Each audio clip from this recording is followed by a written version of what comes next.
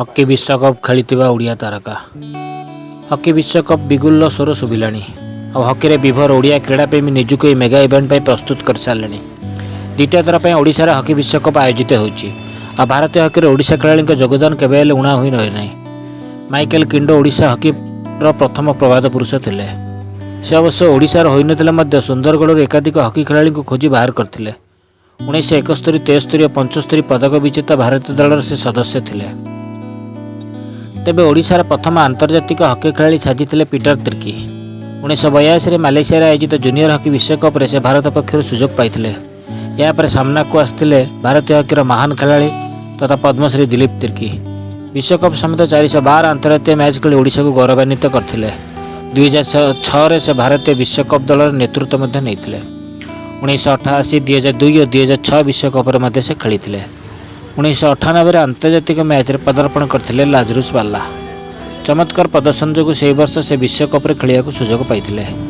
यह व्यतीत 2002 विश्वकप से खेली। 1998 एशिया स्वर्ण विजेता दल से स्थान पाई।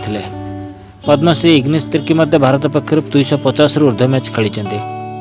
2002 और 6 विश्वकप खेलिया व्यतीत 2002, 2003 और 2007 पदक विजेता एशिया टीम से सदस्य थे।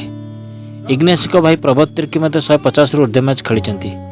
2006 विश्वकप 2 भाई भारत पक्षर प्रतिनिधित्व करते। 2007 और 2010 एशिया कप पदक विजेता भारतीय दल पक्षर से खेली।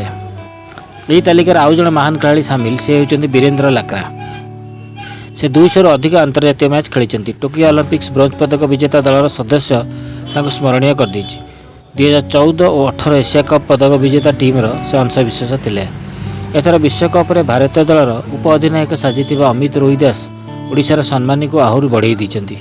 से 113 अंतर्जातीय मैच खेली। 2018 विश्वकप से पदार्पण करते। युवा डिफेंडर नीलम संजीव खेस एथर विश्वकप दल स्थान पाई। 34 अंतर्जातीय मैच खेली संजीव 18 वर्ष कम एशिया कप दल में भारत नेतृत्व नेते। ब्यूरो रिपोर्ट अनुराग टाइम्स।